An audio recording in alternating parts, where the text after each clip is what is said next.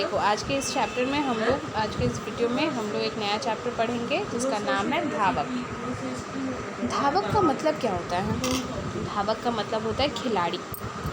ठीक है, खिलाड़ी वो जो अपने जीवन में कभी हमेशा उसके लिए खेल कूद ही उसका जीवन है।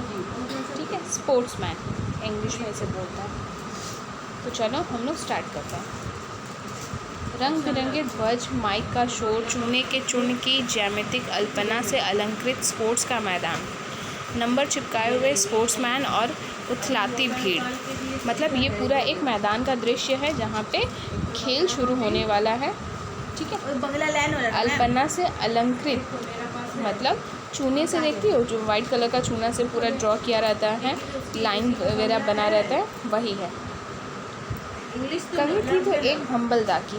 मुझे पहले अपनी तमाम व्यस्तताओं में इस बात का ध्यान न था, और भंबलदा कोई चीफ गेस्ट तो थे नहीं कि सिर पर पाँव रखकर उनकी अगवानी के लिए भागता फिरूं। वीआईपी को रिसीव करने, उनके स्वागत सत्कार और एंटरटेन करने से लेकर 50 बातें थी जिनका जिम्मा मुझ पर था। सबसे बढ़कर मैं इस बात पर चौकन्ना था कि कहीं मैले कुचैले या सामान्य मजदूर बाबू क्लास के लोग वीआईपी की जगहों को हथिया न ले। मतलब ये जो कहानी लिख रहे हैं वो बता रहे हैं कि सब कुछ ठीक ठाक चल रहा था, लेकिन भंबलदा की ही कमी थी। भंबलदा कोई एक व्यक्ति है, वो भी धावक है, जिसका इंतज़ार किया जा रहा था, लेकिन क्या है कि वो कोई वीआईपी पर्सन थे नहीं, इसीलिए कोई ज़्यादा उनके तरफ ध्यान नहीं दे रहा था।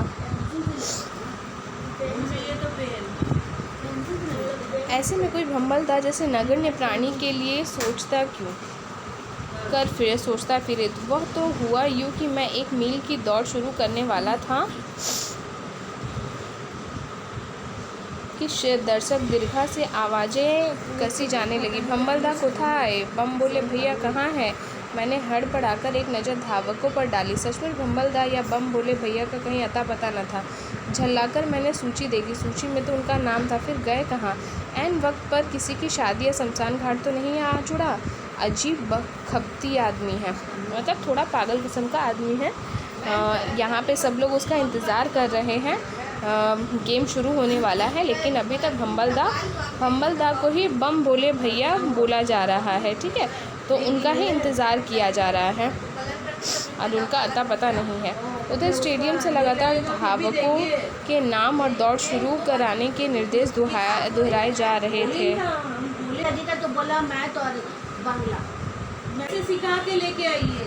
मैंने हड़बड़ाकर एक नज़र धावकों पर डाली। सचमुच भंबलदा या बम बोले भैया का अता पता न था। झल्लाकर मैंने सूची देखी, सूची में तो उनका नाम था, फिर गए कहाँ? ऐन वक्त पर किसी की शादी या शमशान घाट तो नहीं आ जुड़ा? अजीब खपती आदमी है, मतलब वो सोच रहा है कि बम बोले भैया को कहीं कोई काम तो नहीं आ गया। तो यहाँ पे जो लाइन है, शादी या शमशान घाट तो नहीं आ गया, मतलब सोचो वो भंबलदा इस तरह के व्यक्ति है कि वो किसी के भी शादी में या किसी को भी जब ज़रूरत हो शमशान घाट वगैरह कहीं भी जाने के लिए, वो हिचकते नहीं है, वो चले जाते हैं। इसीलिए सबको टेंशन हो रहा है कि ये गेम छोड़ के कहीं वो इन सब में कहीं पे चले तो नहीं गए। उधर स्टेडियम से लगातार धावकों के नाम और दौड़ शुरू कराने के निर्देश दुहाए जा रहे थे। मैंने सोचा घोड़ा छोड़कर घोड़ा दबा दिया, पिस्तौल का धाए और दौड़ शुरू हो गई। अजीब बात थी, उन्हीं भंबलदा के लिए अनचाहे ही कुढ़न भर हर बात। आज उन्हीं की कमी यूँ उखड़ रही थी मानो सारा मैदान सूना है।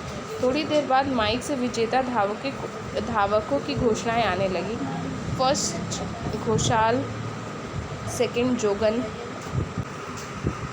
मुंडा, थर्ड आगे सुन नहीं पाता। मैं भंबलदा को ढूंढते हुए पूरे 25 वर्ष उलट पलट डालता हूँ। 100 मीटर से लेकर मील भर की दौड़, long jump, high jump, hurdle race, javelin throw, disc throw, cycle race और पता नहीं क्या क्या। धीरे धीरे अधिकांश खेलों से बहिष्कृत होते गए भंबलदा। जब भी ऐसा होता, मायूसी में उनका चेहरा और भी सूज जाता। स्पोर्ट्स अफसर समझाते, खेल का एक न्यूनतम मानक होता है भंबल।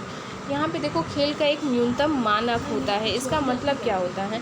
मतलब खेल में एक निर्दिष्ट आयु होता है, एज, वेट, इन सब का एक लिमिट होता है, जिसके बाद जिसको एक्सीड करने के बाद वो उस गेम के लायक, मतलब उसमें पार्ट लेने के लायक नहीं रहता है। ठीक है, तो इसी तरह से उम्र बढ़ता गया भंबलदा का, और इसी के साथ साथ ये जितना भी नाम दिया गया है ना, देखो long jump, high jump, hurdle race, javelin, disc throw, cycle race, सबसे उनका नाम धीरे धीरे हटता गया। मतलब वो उस गेम, हर एक गेम का एक होता है कि वो इतना हाइट होना चाहिए, इतना उम्र होना चाहिए, इतना वेट होना चाहिए, वो सब कुछ इसको एक्सीड करते गए, मतलब उसको पार करते गए।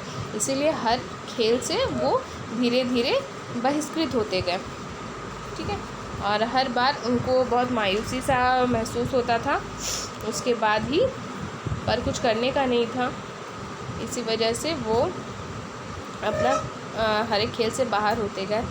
बहुत तो समझा सर, लेकिन क्या सभी खिलाड़ियों धावकों को समान सुविधा देने का कोई कानून नहीं है स्पोर्ट्स की दुनिया में? अगर ऐसा नहीं है तो साहबों के एक बर्बर मनोरंजन से अधिक इस स्पोर्ट्स का कोई महत्व है? ठीक है, मत पार्टिसिपेट करो, थका सा भोथरा जवाब।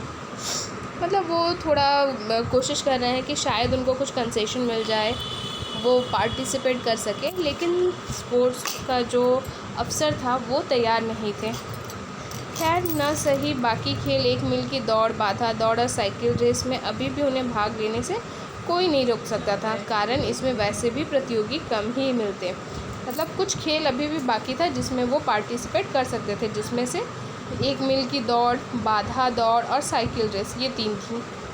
शुरू में ही बढ़त हासिल करने के लिए भंबलदा 2 बार आगे निकल जाते, मगर दूसरे चक्र के शुरू होते न होते बाकी धावक उन्हें पीछे छोड़कर आगे निकल जाते। लोग उन्हें ललकार रहे होते, चलिए जान भंबलदा, बढ़े चलिए बोले भैया। और वे निरंतर क्लांति के प्रभाव से धीमे धीमे दौड़ रहे होते। अन्य धावक बाकी चक्रों में उनसे 2-3 बार आगे निकल चुके होते।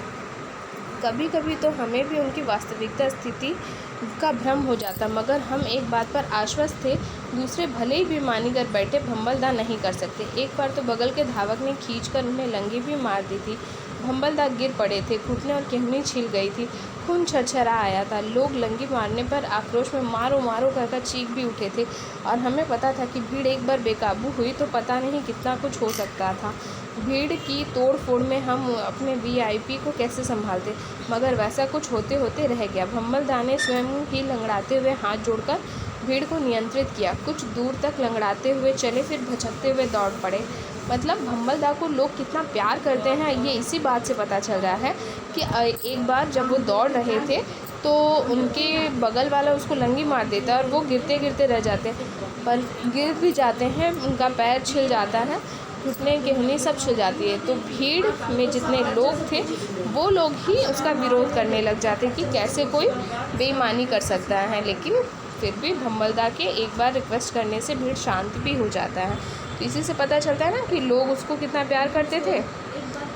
हाँ, तो मैं बता रहा था उनके प्रति अपने कुढ़न की बात। वह यू की दौड़ शेष हो चुकी थी, विजेताओं के नाम घोषित हो चुके थे और वे प्रथम, द्वितीय और तृतीय पदों पर खड़े होकर अभिवादन तक कर चुके होते, और अब हमें उसी ट्रैक पर दूसरे खेलों की तैयारी करनी होती। मगर वह होती कैसे? भंबलदा अभी भी दौड़ रहे होते, ट्रैक जाम रहता, बिना सारे चक्र पूरा किए वे बैठते कैसे? यह स्पोर्ट्समैन के रुतबे के खिलाफ हो जाता ना। मतलब जो गेम था उसमें फर्स्ट सेकंड थर्ड भी आ जाता था, लेकिन फिर भी भंबलदा का जो रेस था वो कंटिन्यू करते रहते थे। वो जब तक अपना वो चक्र पूरा नहीं हो जाता था, जैसे होता ना 3 राउंड मारना है या 2 राउंड मारना है, वो जब तक इसे कंप्लीट नहीं कर लेते तब तक वो शांत ही बैठते थे, और उनके ही वजह से वो दूसरा कोई गेम फिर उस ट्रैक पे शुरू भी नहीं हो पाता था, जबकि फर्स्ट सेकंड थर्ड सब कुछ निर्धारित किया जाता था। साइकिल रेस में भी भंबलदा की यही भोली चाल रहती। उस दिन के लिए लोग एक से एक हल्की और फ्री साइकिलें ले आते, कैरियर, बास्केट और चेन कवर तक हटा लिए जाते, पर भंबलदा की वही पुरानी खटारा और उसका वही पुराना खडराग, जिसके विषय में प्रसिद्ध था कि घंटी छोड़कर उसका सब कुछ बचता है। कभी उन्हें अन्य धावकों की तरह रियाज करते नहीं देखा। यूँ समग्रवत देखा जाता तो कस्बे में उन जैसा तेज़ चलाने वाला या तेज़ साइकिल चलाने वाला शायद ही कोई मिलता।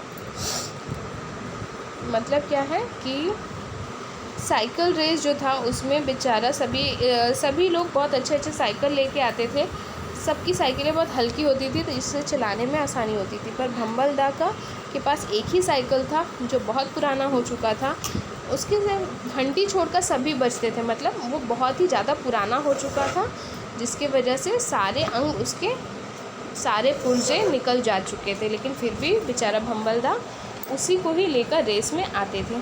और जब वो जवानी के टाइम में थे अपने, उस वक्त की बात यहाँ पे बताते हैं कि उनसे अच्छा और उनसे तेज़ साइकिल चलाने वाला कोई भी नहीं था। पर उम्र के साथ साथ इसमें भी थोड़ा कमी आने लगा। तो आज हम लोग यहीं तक पढ़ेंगे।